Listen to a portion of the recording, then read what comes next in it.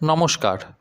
পশ্চিমবঙ্গে স্বাস্থ্যসাথী কার্ড চালু হয়েছে বেশ কয়েক বছর এবং এই স্বাস্থ্যসাথী কার্ডে মানুষ উপকৃতও হয়েছে। আবার খবরে বা বিভিন্ন গণমাধ্যমে অনেক সময়তেই আমরা জানতে পারতাম যে কলকাতার কোনো নার্সিংহোম বা কোনো হসপিটালে এই স্বাস্থ্যসাথী কার্ডের সুবিধা পাওয়া যাচ্ছে না।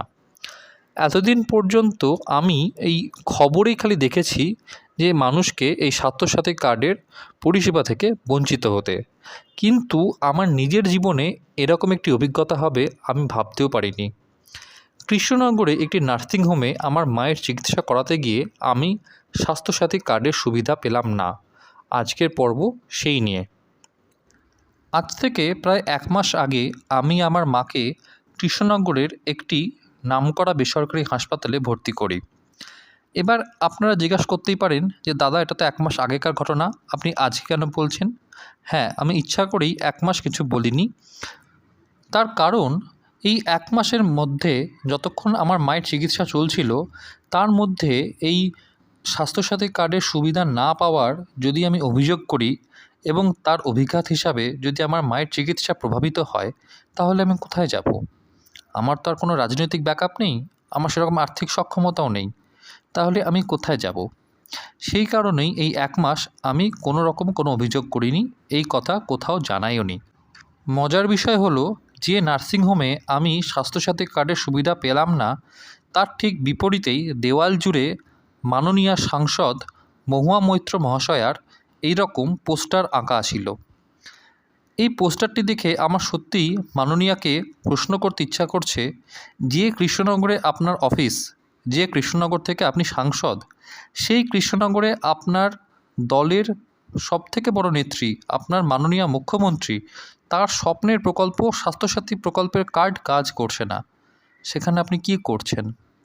আপনি তো বিভিন্ন সভায় গিয়ে বলছেন যে আমরা মানুষকে এই দিয়েছি, আমরা মানুষকে সেই দিয়েছি, কেন্দ্র সরকার আমাদেরকে এই দিতে বঞ্চনা করছে, অমুক প্রকল্প আটকে দিচ্ছে।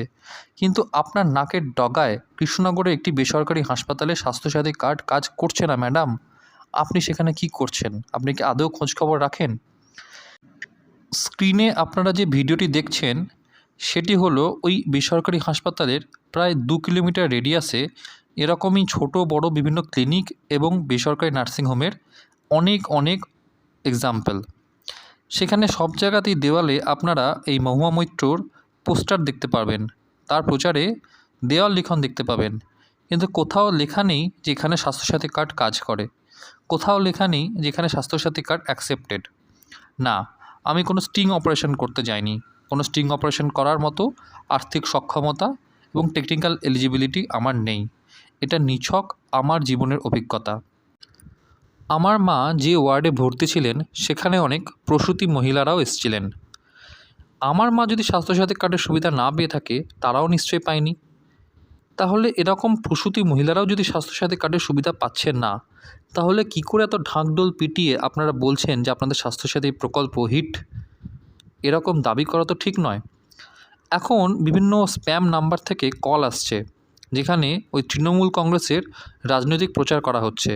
কখনো মুখ্যমন্ত্রীর গলায়, কখনো মাননীয় সাংসদ মহুয়া মৈত্রর গলায় এরকম বলা হচ্ছে যে আমরা রাজ্যকে এই দিয়েছি, আমরা রাজ্যকে ওই দিয়েছি, আমরা রাজ্যকে এই দিতে চলেছি। কিন্তু এই সব দাবির বাস্তবতা কী? বাস্তবে তো আমি আপনার স্বাস্থ্যসাথী কার্ডের সুবিধা পেলাম না, আপনার সরকারি প্রকল্পের সুবিধা পেলাম না। কী করে আপনাকে বিশ্বাস করব ম্যাডাম? আমার মায়ের যা চিকিৎসা করার তা হয়ে গেছে। স্বাস্থ্যসাথী কার্ডের সুবিধা পেলাম না বলে আমার সেরকম আক্ষেপও নেই, কারণ যা হওয়ার তা হয়ে গেছে, আমি সেই নিয়ে আর ভাবছি না। কিন্তু এই রকম সমস্যা তো ভবিষ্যতে আরও অনেক মহিলার সাথেই হতে পারে, আরও অনেক রোগীর সাথেও হতে পারে। সেই ভেবে আজকে আমি এই পর্বটি করলাম। হয়তো এই পর্বটি আপনার কাছে পৌঁছাবে মাননীয় সাংসদ মহাশয়া, আপনি হয়তো এই পর্বটি দেখে একটু হলেও এই সব বিষয়ে নজর দেবেন। আপনি হয়তো আবার মানুষের ভোটে জিতে আবার সাংসদ হবেন, সংসদে পৌঁছাবেন, কিন্তু দয়া করে কৃষ্ণনগরের এরকম একটা জ্বলন্ত সমস্যার সমাধান আপনি করবেন, এরকমই আশা রাখছি। ধন্যবাদ।